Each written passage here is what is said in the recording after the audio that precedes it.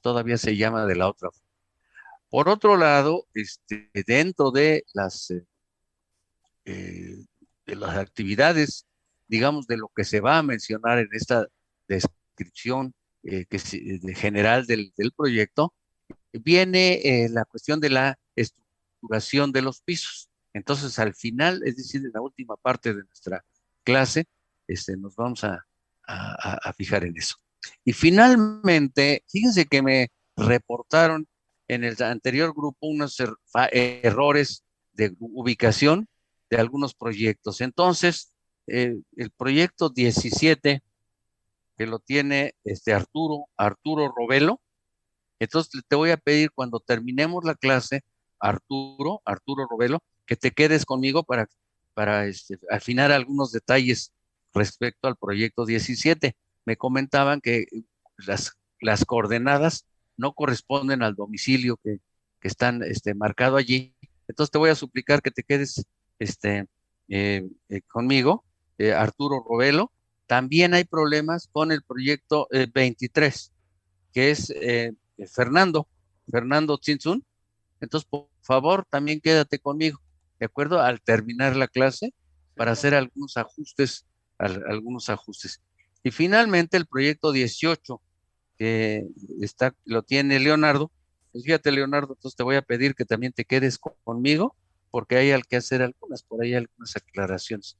Hay otros proyectos que, por ejemplo, el proyecto 6, no sé quién tiene el proyecto 6, Yo García creo que Águila, Daniel García, resulta que también hay problemas por la ubicación y todo eso. Entonces, si quieres, de una vez lo checamos, si quieres quedarte conmigo. Bueno, pues vamos a empezar la clase eh, re- manejando la cuestión de la descripción general del proyecto. Para ello, vamos a trabajar con este, con nuestra descripción general del proyecto. Aquí está. Y este es algo que ya empezamos a ver la clase pasada. Entonces, en esta descripción general del proyecto, creo que una manera muy práctica es empezar a trabajar ya en la descripción general de mi proyecto. Quiero aclarar que se me desconfiguró las páginas, se me desconfiguraron. Entonces les voy a pedir, por favor, ahorita voy a trabajar con el membrete en la hoja anterior. Ahí está. Si se dan cuenta, quedó desconfigurado. Luego la corrijo. Por lo pronto, primero se mencionó el domicilio que corresponde a el domicilio que corresponde al proyecto, en este caso al proyecto de clase. Aquí está. Después, las coordenadas, aquí ya están. Dimensiones principales del edificio. No sé si ya les mandé, creo que sí les mandé ya una presentación en donde viene el proyecto de clase con el que vamos a trabajar.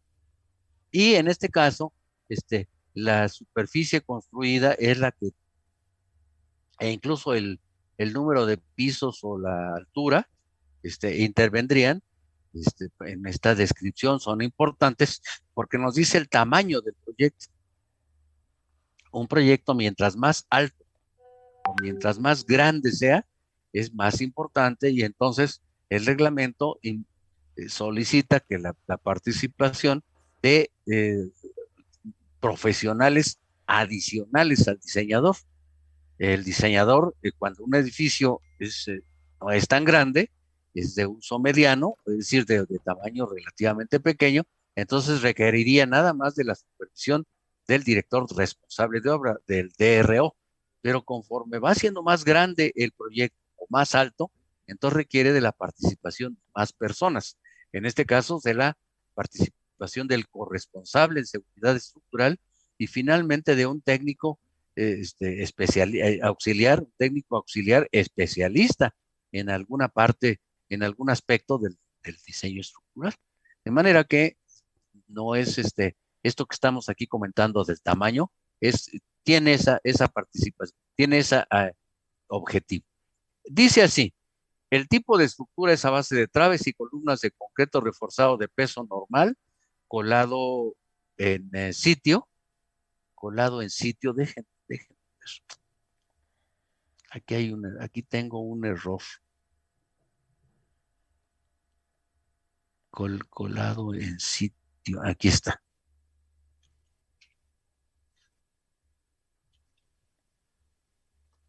Ahí está. Colado en sitio, formando un sistema ortogonal tridimensional. Todos los muros serán de relleno. ¿Se acuerdan que dijimos la sesión pasada que a veces cuando no pasa por desplazamiento sísmico, a lo mejor hay necesidad de considerar la inserción de elementos adicionales de rigidez? En este caso no va a ser así. Nosotros vamos a considerar que el edificio en todo momento va a ser a base de traves y columnas. Muy bien. Ahora, dice, los sistemas constructivos de los pisos son, para la azotea, losa maciza, aquí está, son, para la azotea, losa maciza de concreto reforzado. Así, aquí cabe una aclaración, que nadie me dice que tenga que ser losa maciza en la azotea. Lo estoy haciendo por cuestión didáctica. Ahorita van a ver por qué.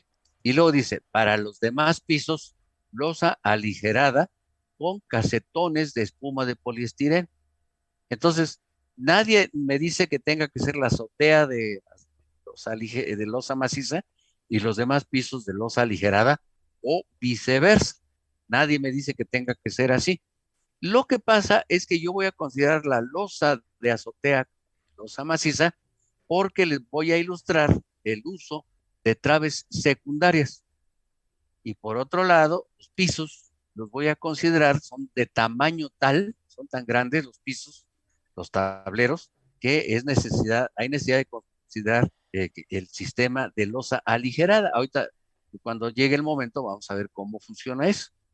Dice así, los materiales considerados en el diseño estructural son concreto tipo 1, con una resistencia de 300 kilogramos sobre centímetro cuadrado, y acero de refuerzo, grado 42, con un esfuerzo en el límite elástico de 4,200 kilogramos sobre centímetro cuadrado. Apúntenle por ahí, por favor, que ustedes tienen la opción de elegir la resistencia del concreto entre las tres siguientes resistencias a la corrosión. Podrán considerar concreto de 250 kilogramos sobre centímetro cuadrado, de 300 kilogramos sobre centímetro al cuadrado y de 350 kilogramos sobre centímetro cuadrado.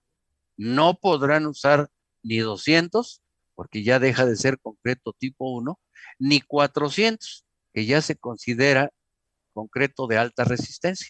¿Podría repetir, profe, perdón? Sí, ¿cómo no? ¿Cómo no? Ustedes van a poder considerar entonces como resistencia del concreto a la compresión 250, 300 y 350. ¿De acuerdo? Esas tres, nada más. No podrán considerar ni 200 ni 400, que por un lado es concreto muy, muy pobre, de poca capacidad, y por el otro lado ya se llama concreto de alta resistencia. Entonces, 250, 300 y 300. Dice, las acciones consideradas, y está, se incluirán las cargas muertas, las cargas vivas y el efecto sísmico.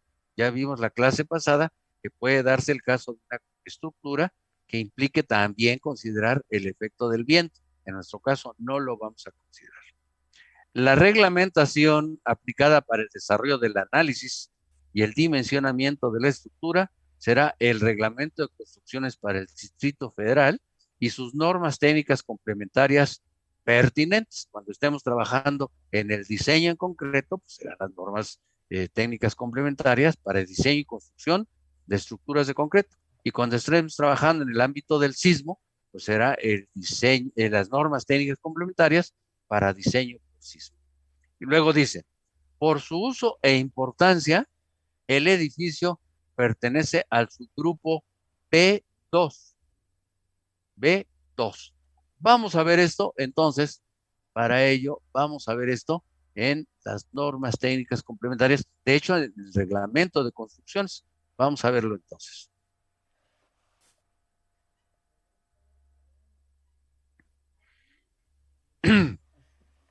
Ahí está. Y empezandito, viene todo lo que es los aspectos, los conceptos que deben mencionarse aquí en la descripción general. Y luego viene un aspecto que es el artículo 137, que es donde comienza el título sexto, que se refiere a la seguridad estructural de las construcciones. Y viene el artículo 139, aquí está, artículo 139, en donde se clasifican las estructuras, las construcciones las clasifican básicamente en dos grupos, el grupo A y el grupo B. El grupo A, en términos así muy gruesos, son construcciones que son muy importantes para nuestra sociedad, para la sociedad en general, ¿sí? Entonces, son edificaciones cuya falla podría causar un número elevado de pérdidas de vidas humanas o constituir un peligro significativo. Entonces, ¿cuál es la diferencia entre las estructuras del grupo A y el grupo B? Bueno, hay dos diferencias. La primera diferencia estriba en el diseño propiamente dicho, que implica que para las estructuras del grupo A se diseñan, valga la expresión, con más cuidado. No quiere decir que las estructuras del grupo B no se deban diseñar con cuidado, sino que las estructuras del grupo A se diseñan haciendo algunas, por ahí se toman en cuenta algunas características especiales, tanto en el análisis como en el diseño. Por ejemplo, en el análisis, los coeficientes sísmicos son ligeramente mayores para las estructuras del grupo A. En el diseño se consideran distintos factores de carga. En fin, hay algunas características del diseño y del análisis que se toman en cuenta en el diseño para el grupo A. En el grupo B no. En el grupo B se diseñan tal y como sin ningún, digamos, sin ningún incremento de, en los elementos de diseño y de análisis. Ahora, el otro aspecto que consideran en las estructuras del grupo A es en la participación de los profesionales que actúan en el diseño propiamente dicho. En primer lugar está el diseñador. Y en segundo lugar está el director responsable de obra. Pero para las construcciones del grupo A participa forzosamente un elemento, se llama corresponsable en seguridad estructural, y finalmente un elemento técnico auxiliar, ¿sí? Para algunos aspectos que ya sean muy especializados. Un ejemplo lo tendríamos en un edificio, por ejemplo, un hospital, que participa el DRO, el director responsable de obra, el corresponsable en seguridad estructural, y supongamos que este hospital va a tener por ahí algún sistema de disipación de energía sísmica en su cimentación, pues tendrá que participar un técnico auxiliar especialista en este tipo de sistemas de disipación de energía sísmica. Bueno, pues estas estructuras del grupo A que les comentaba, se dividen a su vez en estructuras mayores niveles de seguridad, ¿sí? Niveles, estructuras muy importantes, ¿sí? Y estructuras, por otro lado, que son importantes, pero que son, digamos, que son menos importantes. En este caso, diríamos por ejemplo, un caso típico sería que las estructuras del grupo A2 dice una afectación a la población particularmente vulnerable, como escuelas de educación preescolar, primaria y secundaria. Si se dan cuenta, en esta clasificación quedaron fuera las escuelas de educación media superior, superior y posgrado. Bueno, pues esas pasan al grupo B. Bueno, pues ya está. Entonces ya tengo las estructuras del grupo A y de A1 y A2. Ahora vámonos directo a las construcciones del grupo B. Y en las construcciones del grupo B, tengo construcciones del grupo B, pero muy altas o muy grandes. En estas construcciones no se requieren, no hay disposiciones especiales ni en el análisis ni en el diseño, pero sí en la participación a lo largo del proyecto, tanto del DRO como de un corresponsable en seguridad estructural e incluso una persona de mayor capacidad, de mayor especialidad. Pero finalmente, serían ahora de las construcciones del grupo B2, que serían construcciones que no son, no son muy altas, ¿sí? ¿Sí? O no son muy grandes. Por lo pronto, entonces, vamos a hacer un trabajo, cómo se comportan las construcciones de para nuestros proyectos. Por lo pronto, jóvenes, yo no tengo asignado ningún edificio del grupo A. No hay ningún edificio del grupo A. Todas son del grupo B. Todos los proyectos que yo tengo son del grupo B. Ahora, algunos son del subgrupo B1, que son lo que dice así, miren, edificios destinados a educación media superior y superior. Entonces, por favor, aquellos de ustedes que les haya tocado un edificio para preparatoria o para universidad, un centro universitario, entonces su clasificación pertenece al subgrupo B1. Por otro lado, el reglamento establece, aquí abajo, dice subgrupo B2, edificaciones con una altura de entre 15 y 30 metros, o un área total construida entre 3,000 y 6,000 metros cuadrados, ubicadas en las 1 y 2 a que se alude en el artículo 170. O bien con una altura de entre 10 y 15 metros, o con un área total construida entre 1,500 y 3,000 metros cuadrados en la zona 3. En nuestro caso, digamos, nuestros casos son edificaciones con una altura de entre 15 y 30 metros, ¿sí? Y entonces, en este caso, las construcciones para uso habitacional, hotel y oficinas van a ser del subgrupo, van a ser del subgrupo B2. Entonces, váyanlo tomando en cuenta para ir haciendo su clasificación. En nuestro caso, es decir, en el caso de del proyecto de clase, como es un uso habitacional y el área no excede los 3,000 metros cuadrados, entonces van a ser del subgrupo B2. Muy bien. Déjenme entonces aquí estamos. Dice, entonces, por su uso e importancia, el edificio pertenece al subgrupo B2. Ahí está. Ya. Aquí está. Dice, para el análisis estructural, vamos a usar el procedimiento que se llama análisis lineal elástico, y para el cual se aplicará el programa STAAD-Pro B8I SS6.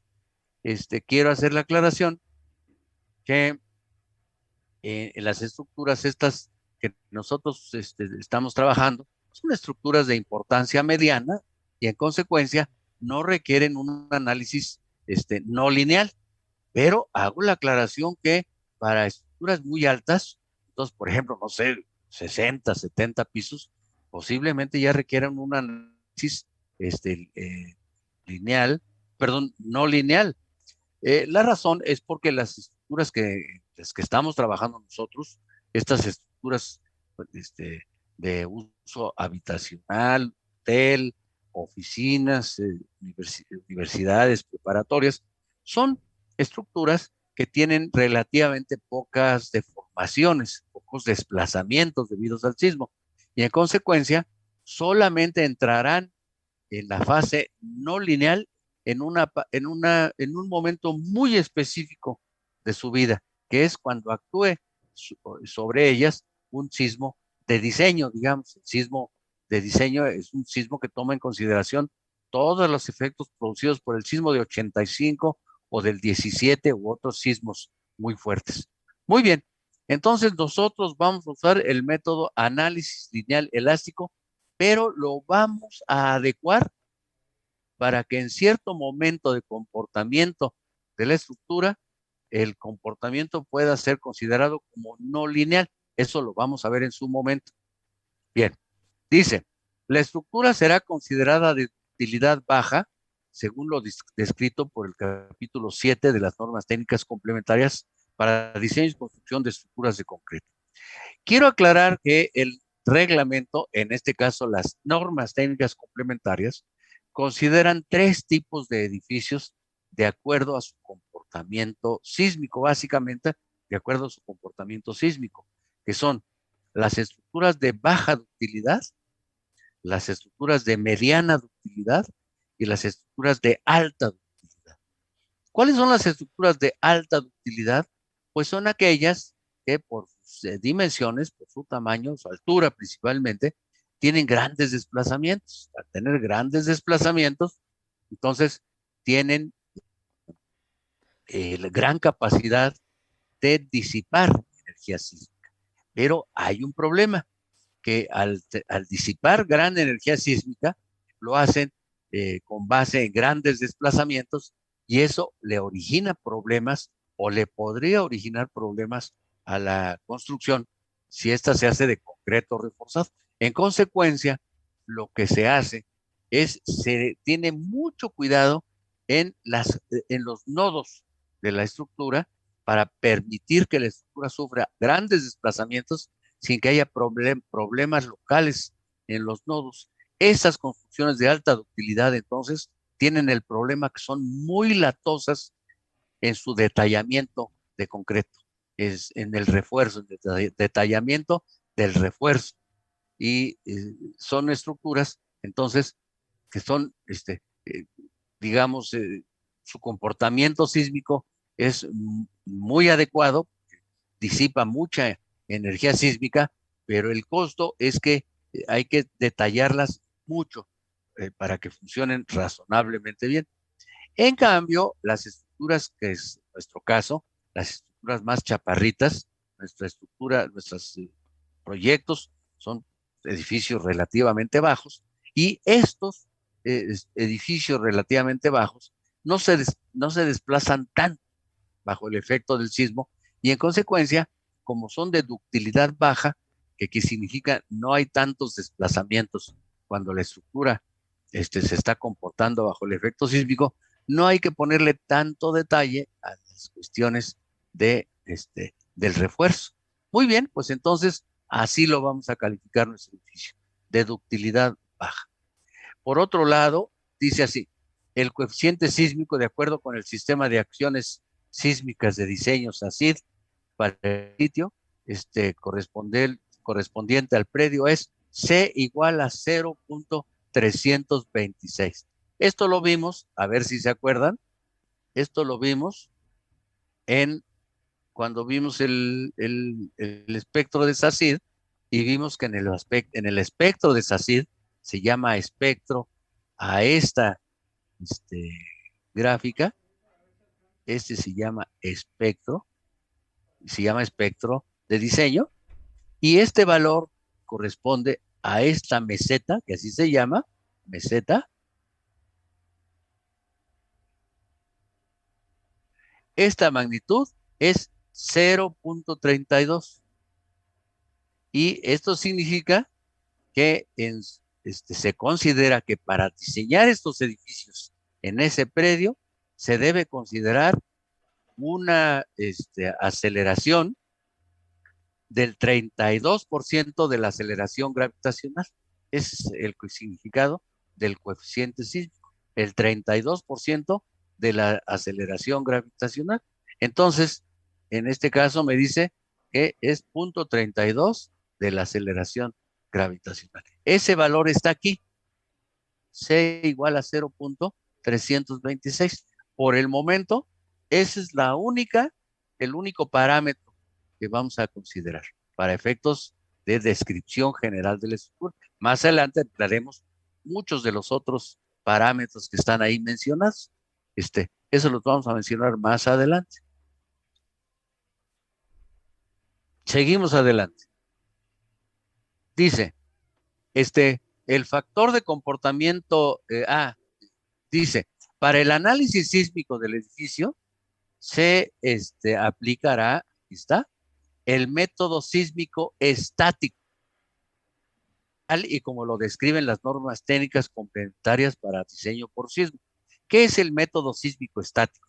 Bueno, el método sísmico estático es un método en el cual se considera el efecto del sismo eh, eh, representado por unas fuerzas estáticamente aplicadas sobre el edificio y que estas fuerzas equivalen a el efecto de inercia de las aceleraciones del sitio multiplicadas por la masa del edificio. Entonces esto ya lo hicieron ustedes en mampostería, en estructuras de mampostería. Con este criterio calcularon ustedes sus fuerzas sísmicas, pero la diferencia es que aquí vamos a considerar adicionalmente la torsión sísmica.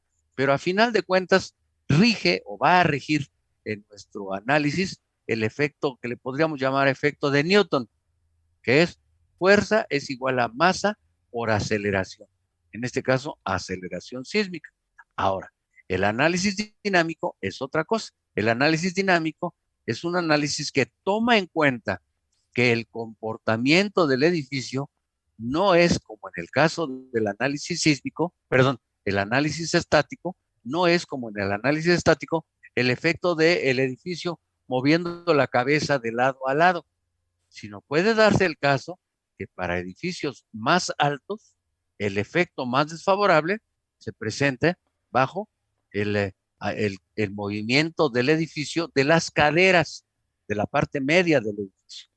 Y finalmente, edificios más altos puede producirse efectos indeseables para, eh, comportamientos intermedios, o sea, para lo que se llaman modos de vibración diferentes. En consecuencia, el análisis dinámico es un análisis muchísimo más detallado y muchísimo más cuidadoso, y ese no lo vamos a ver en este semestre. Eso lo verían los que entren a la opción de curricular de estructuras, lo van a ver en la materia que se llama ingeniería sísmica. Muy bien, nosotros vamos a usar entonces el método sísmico estático. Luego dice, el factor de comportamiento sísmico, Q aplicado, corresponderá a una estructura de concreto reforzado de baja ductilidad. Ya mencionamos anteriormente que nuestra estructura es una estructura a la cual le vamos a permitir desarrollar con base en la rigidez pocos desplazamientos y en consecuencia el factor de comportamiento sísmico será 2.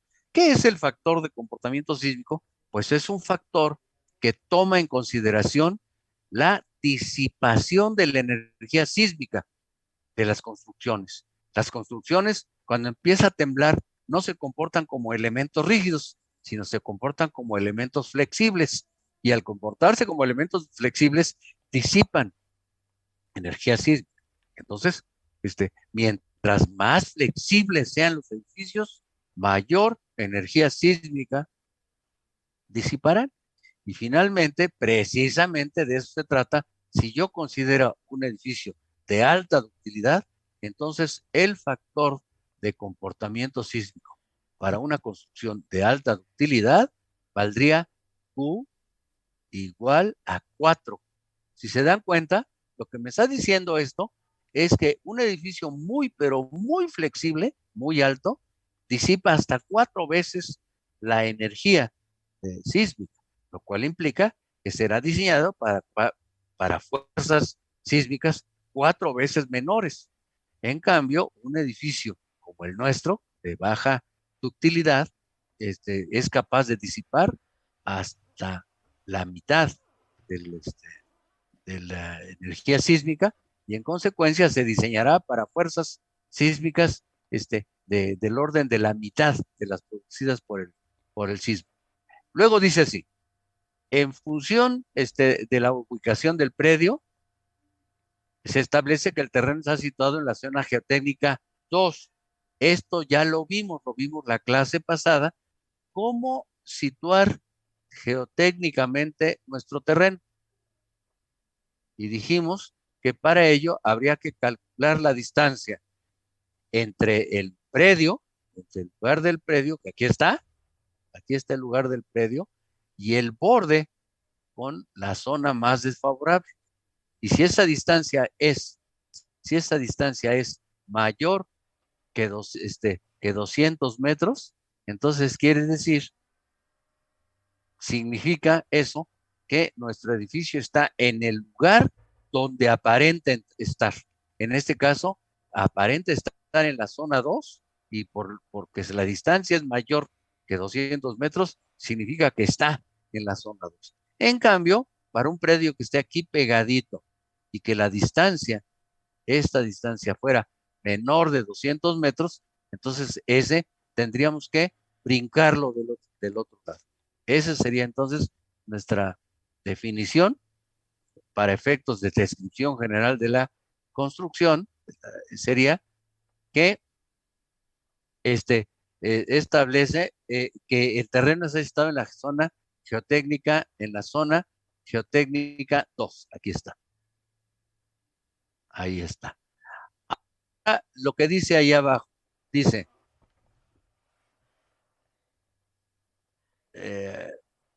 aquí está. Ok. Dice, la cimentación estará formada por zapatas corridas rigidizadas por contratraves.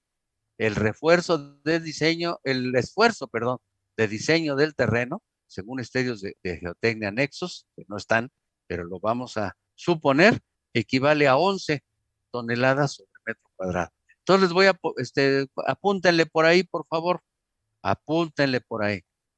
Aquellos de ustedes cuyo predio esté situado en la zona 1, aquellos cuyo predio esté situado en la zona 1, de acuerdo al criterio establecido en el párrafo anterior.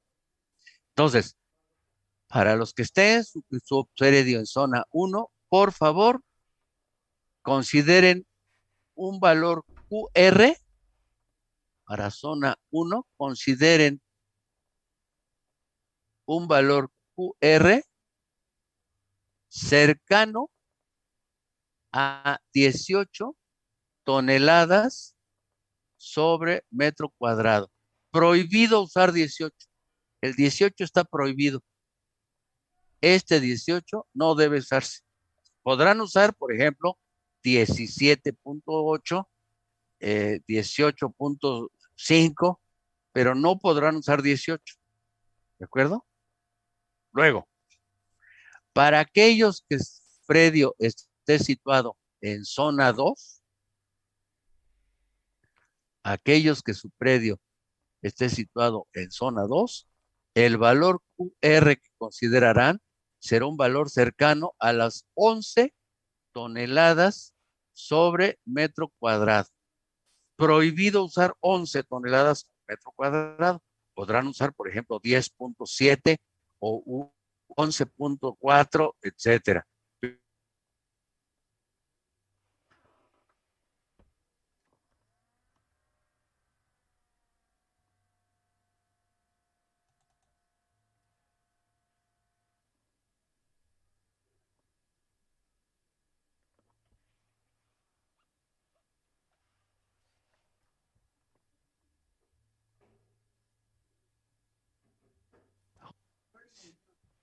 ¿Sí me están escuchando?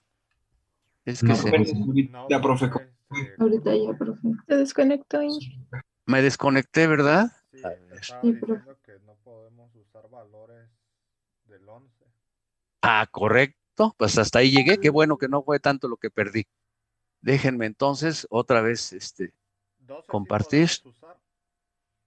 Pueden usar, si están en zona 1, No, valores cercanos a 18, y si están en zona 2, valores cercanos a 11, pero no podrán usar 11 ni 18 en ningún caso. ¿De acuerdo? ok. Ok. Bueno. Luego dice así, el edificio contará con un elevador para 6 personas. Ese es mi proyecto. Ustedes tienen prohibido usar 6 personas.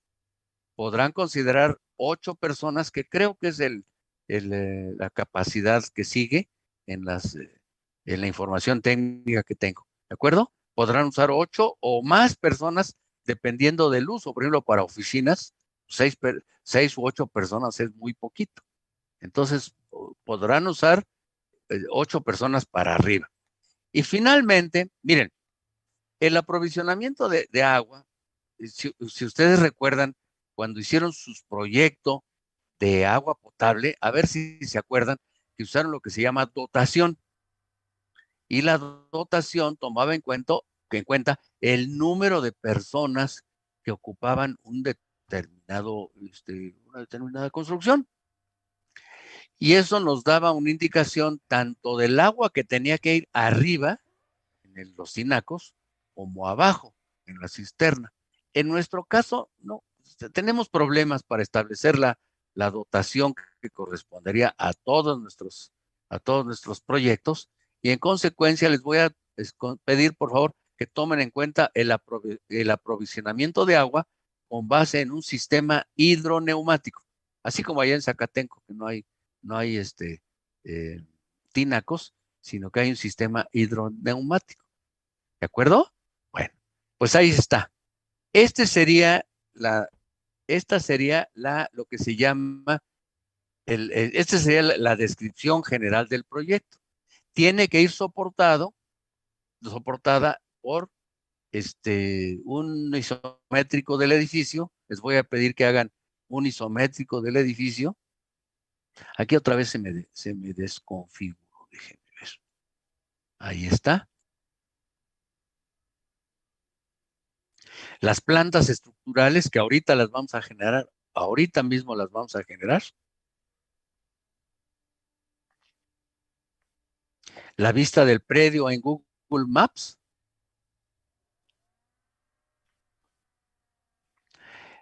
La zonificación geotécnica, aquí está, justificación de la zonificación geotécnica. Y finalmente el espectro de SACID, que corresponde a las coordenadas del predio que ustedes recibieron en su proyecto. ¿De acuerdo? Bueno, ahora bien,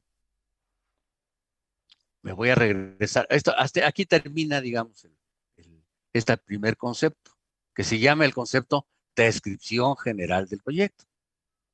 Ahora me voy a regresar a la parte donde dice estructuración, plantas estructurales del proyecto.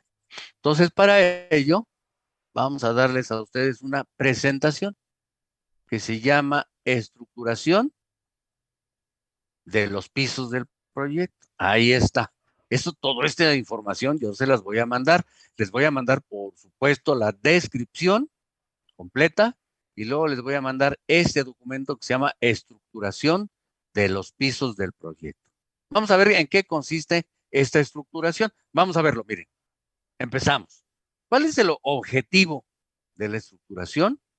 En primer lugar, si yo sugiero el empleo de losa maciza, fíjese, tenemos aquí un pequeño problema. Si yo tengo tableros muy grandes, vamos a considerar un tablero muy grande, por ejemplo, de 7 por 7 metros. ¿Cómo le hago para calcular el espesor,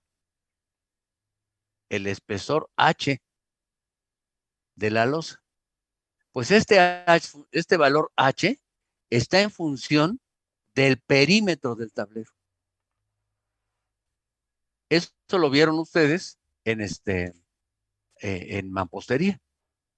Esto significa que para un perímetro de 28 metros, como lo estamos viendo allí, el, eh, el, este, el espesor necesario sería gigantesco, a lo mejor de 17 centímetros.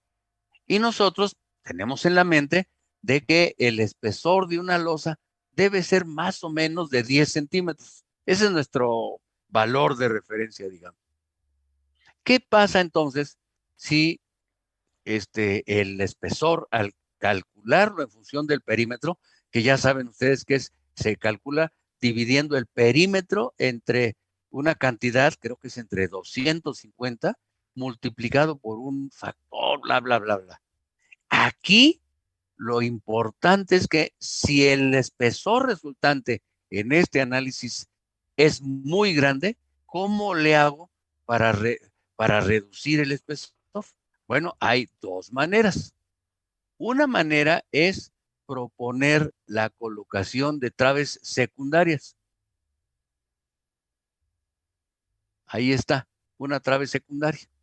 Al reducir el tamaño de los tableros por medio de una trave secundaria que rigidiza esta parte central, entonces nos va a resultar que los tableros ya van a ser más pequeños, ya no van a ser de 7 por 7, van a ser de 7 por 350.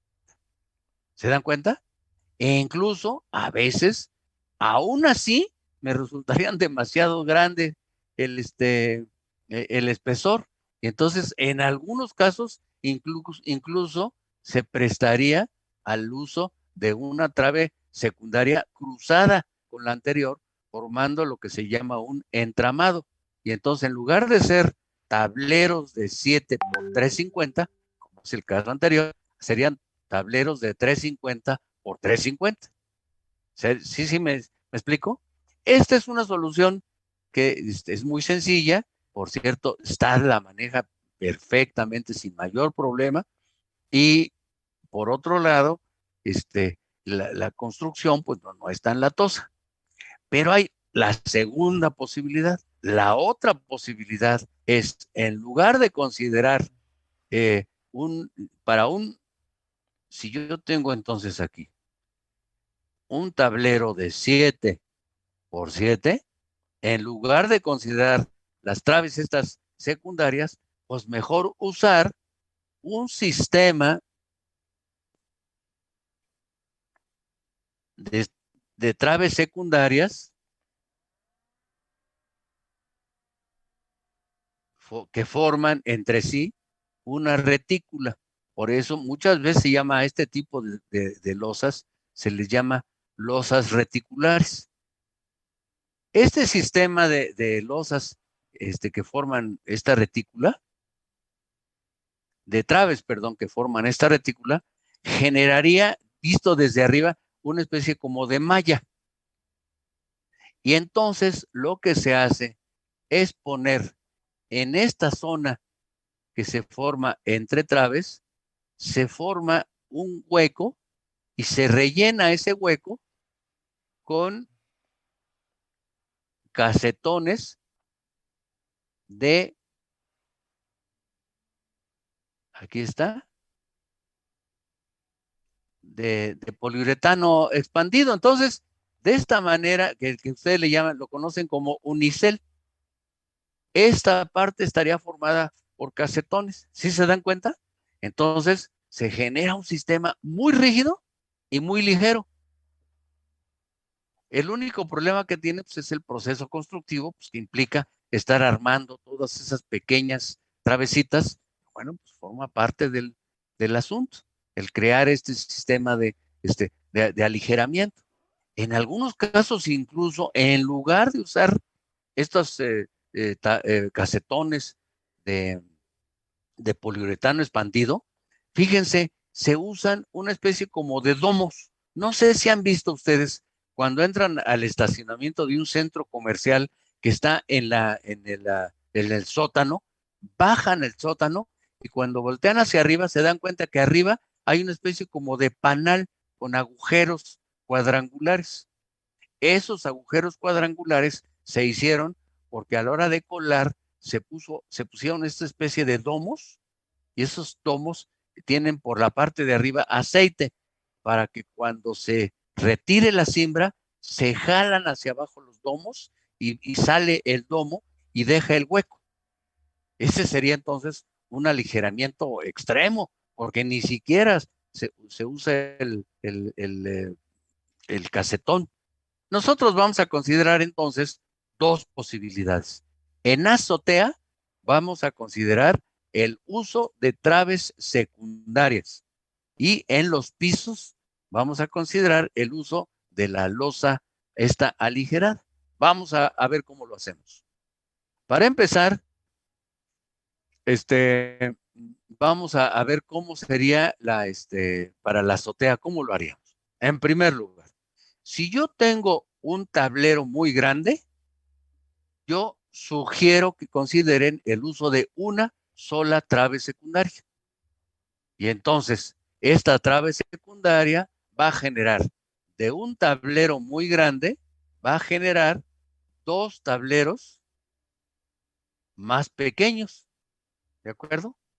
Otra, se sugiere que esta trave secundaria vaya en la dimensión corta del tablero grande. Es la dirección corta del tablero grande. Y de esa manera es más eficiente el uso, porque se recuerden ustedes que en una losa siempre trabaja más la varilla corta, siempre. Si ustedes tienen un tablero de losa, siempre de ese tablero, las varillas cortas trabajan más que las varillas largas. Entonces, si ponemos esta trave secundaria en la dirección larga, pues le vamos a ganar muy poco al asunto, porque vamos a generar dos tableros alargados. En cambio, si lo hacemos de esta manera, como aquí yo estoy proponiendo, entonces se va a generar de un tablero muy largo, dos tableros que tienden a ser cuadrangulares. Bueno, pues esa es la manera en que yo estoy sugiriendo. Ahora, esto no siempre se puede hacer. Veamos el caso en el que no se puede hacer. A algunos de ustedes yo les sugerí que pusieran vacíos para dos domos paralelos. Y en ese caso, pues ni modo de pasarles una trave, ni modo de pasarles una trave en dirección perpendicular a estos vacíos, dejados por los domos, estos vacíos. Entonces, en este caso, estamos prácticamente obligados a disponer nuestras traves secundarias en dirección corta. Perdón, en dirección larga de nuestros tableros. Muy bien. Ahora, el otro uso que se le da a las traves secundarias es para rigidizar el borde de un tablero, en este caso de este tablero, voy a considerar el borde de este tablero, que es vecino de un vacío. Este es un vacío. En consecuencia, este borde de este tablero debe rigidizarse con una trave secundaria. Aquí está la trave secundaria. Vamos a ver cómo sería este caso.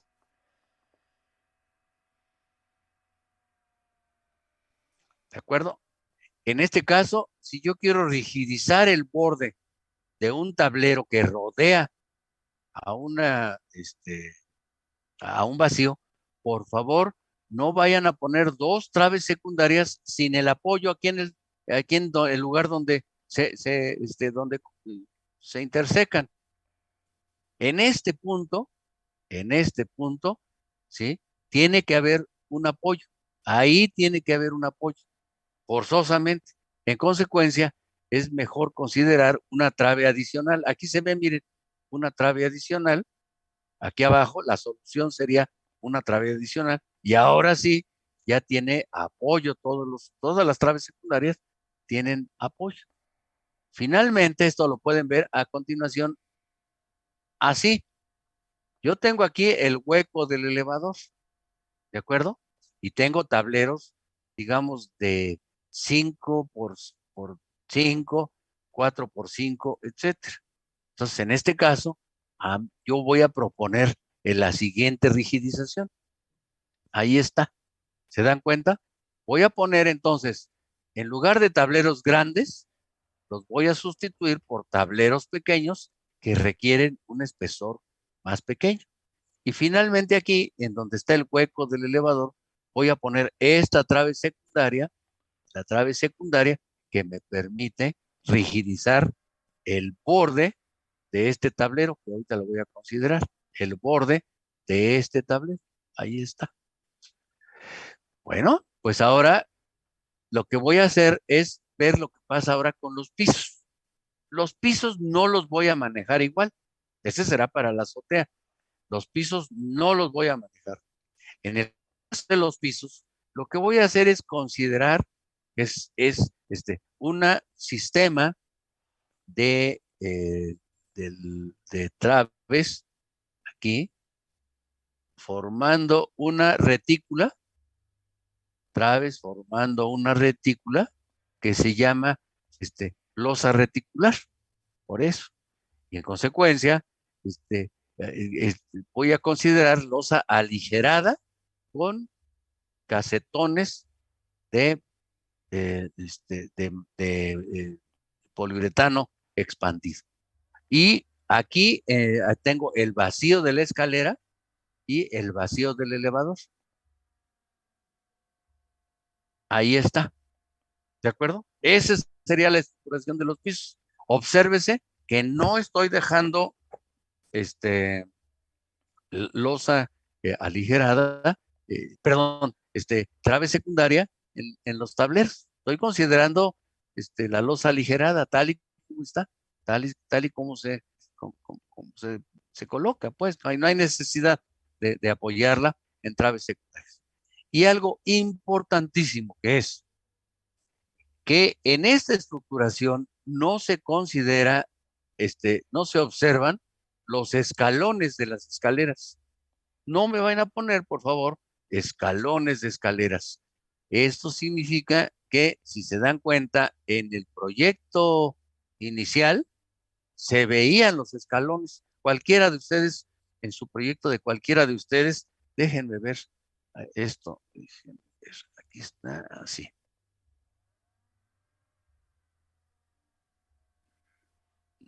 Ya sé dónde aparece. Aquí y aquí.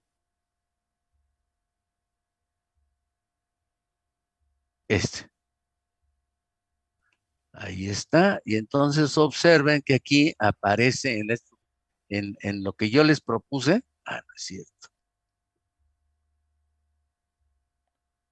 No, voy a abrir cualquier otro archivo.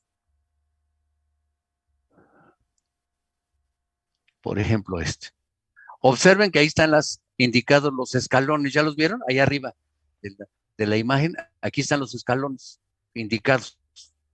Esos escalones no los debemos colocar nosotros. No vayan a poner escalones. ¿Por qué? Porque la estructuración de la que estamos hablando ahorita, corresponde a a la estructuración, a los elementos que lleva la placa. En este caso, esta placa corresponde a cada piso. O sea, es una placa que tiene dos vacíos. Un vacío corresponde a la escalera y el otro vacío corresponde al elevador. ¿De acuerdo? Bueno. Profesor, Dime. ¿las alturas van a ser variables? No te entendí, perdón. Las alturas, es que bueno, en los esquemas que tienen vienen dos alturas. Ahí tenía duda de cómo van a ser las Sí. alturas. Las alturas son para la primera entrepiso, la planta baja de hasta abajo, tiene una altura. Y para los pisos de arriba tienen otra altura. Esta es la indicación que yo te puse. A ver, voy a ver por ejemplo. Mira, ahí está. Entonces abajo Perfecto. dice 270 y arriba 250. Entonces quiere decir que para la planta baja es 270 y para el segundo entrepiso, que es y los demás, o sea, allá arriba es 250 también. ¿De acuerdo? Ok. Sí, Entonces gracias. así es como lo estamos considerando. Jóvenes, entonces con esto terminamos esta parte. yo les voy a subir este documento para que ustedes tengan una base para hacer su propia descripción y, y así. Entonces, se quedan conmigo, por favor. Déjenme ver. Dijimos, se queda conmigo Arturo Robelo. Se queda conmigo Leonardo Rodríguez Torreblanca. Y se queda conmigo de entrada Fernando Tinzún. Y finalmente tengo aquí también a Daniel García Águila. Quédense conmigo. Los demás, si quieren retirarse, pueden retirarse. Y si quieren quedarse, pueden quedarse. No hay ningún problema, no hay nada secreto. Dije, yo Entonces, solo Dime, hija, adelante. le tengo una pregunta rápida.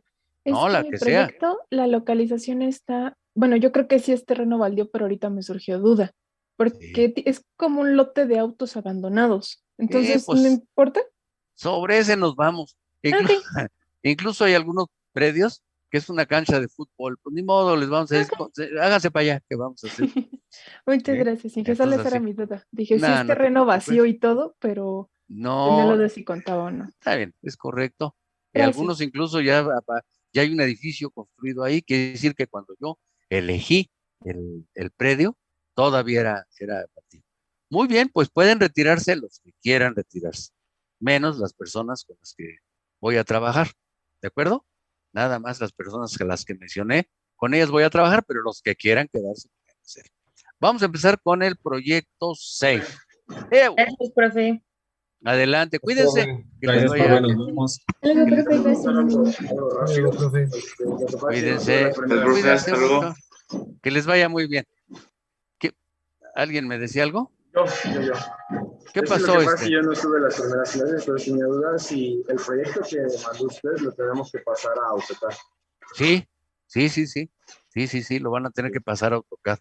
Ya la estructuración, La estructuración, ya la van a tener que pasar. Sí, sí. Sí, sí. Claro que sí. Perfecto. Bueno, entonces, buen día. Vamos a empezar entonces con el proyecto 6. Y el proyecto 6 ay, Dios. El proyecto 6 le corresponde a Daniel García Aguirre. Bueno, este proyecto 6, déjame ver. 23 es de Luis Fernando, de Fernando Tinzún. Sí, profe, por aquí ando. Entonces, apúntale por ahí. Tus coordenadas correctas es 19.360468. Ajá. Coma, espacio, menos 99.173922. Ok, perfecto, Esas profe.